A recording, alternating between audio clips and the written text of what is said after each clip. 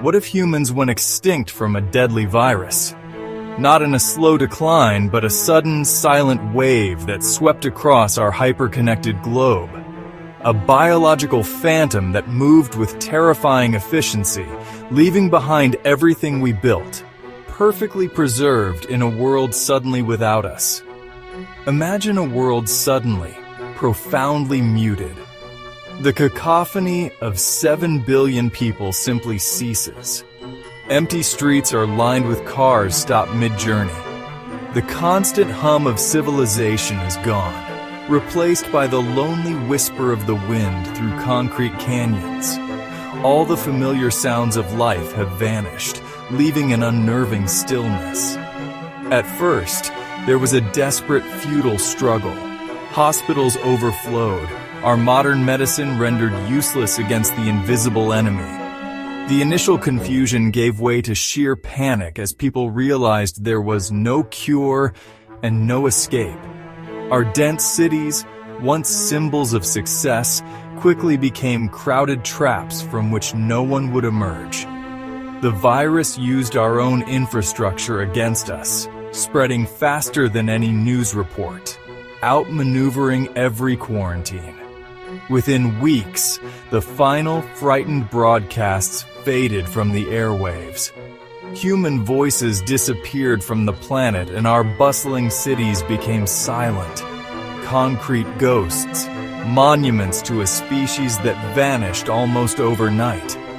The intricate machinery of our world ground to a halt.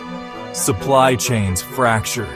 Airports became museums of interrupted journeys, their departure boards frozen with destinations no one would ever reach. Trains stalled on their tracks, and factories fell silent, their assembly lines motionless, waiting for commands that would never come again. Without human hands to maintain them, the power grids began their cascading failure. Starved of fuel and oversight, they faltered one by one. The lights went out, plunging our world into an unfamiliar darkness. City by city, continent by continent, our civilization was unplugged, leaving our planet dark for the first time in centuries. Everything became still, and the silence became terrifying, as if the earth itself mourned the great departure. Slowly, nature began reclaiming control.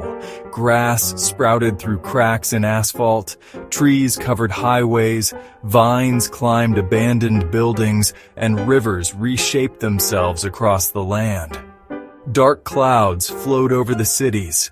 Winds swept through ruined buildings, carrying with them the deep sounds of emptiness. In the profound quiet left by our absence, animals appeared everywhere. No longer threatened, those once pushed to the fringes began reclaiming their ancestral lands. Wolves roamed residential areas, elephants walked down highways unhurried, and birds nested in the skeletal remains of abandoned towers. Beneath the waves, marine life flourished, filling the once polluted oceans and rivers with vibrant color. Even insects and reptiles invaded the empty buildings, becoming the silent architects of decay. They wove webs in our homes and burrowed through our walls, initiating a slow, methodical process of deconstruction.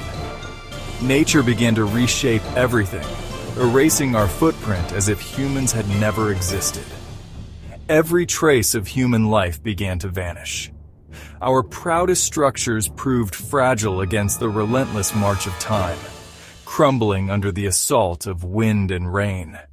Massive steel bridges collapsed under the weight of rust, and the roads that once connected our world were swallowed by grass and wildflowers. Even our manufactured remnants slowly decayed. Plastic and glass remained for a while, ghostly reminders of our technological age. But eventually, relentless cycles of freezing and thawing broke them down. These fragments were slowly buried by the elements, becoming inert parts of the soil. Great cities like New York and Tokyo turned into lush forests and wetlands.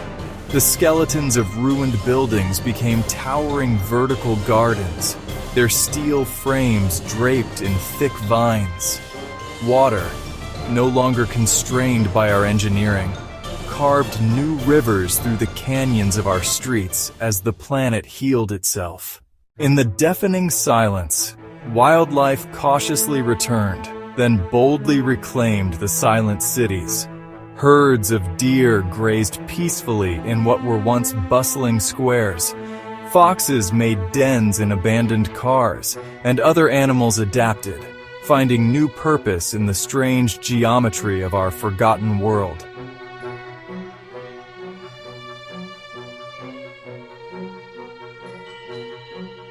The planet itself seemed to breathe a collective sigh of relief. The smog that had choked the skies for centuries dissipated, revealing brilliant blue horizons. Rivers, once poisoned with industrial waste, ran clean and clear, teeming with life once more. The Earth was celebrating a profound new freedom, a world without humans. Over the slow march of centuries, nearly every trace of humanity was methodically erased. The Earth regenerated with relentless patience.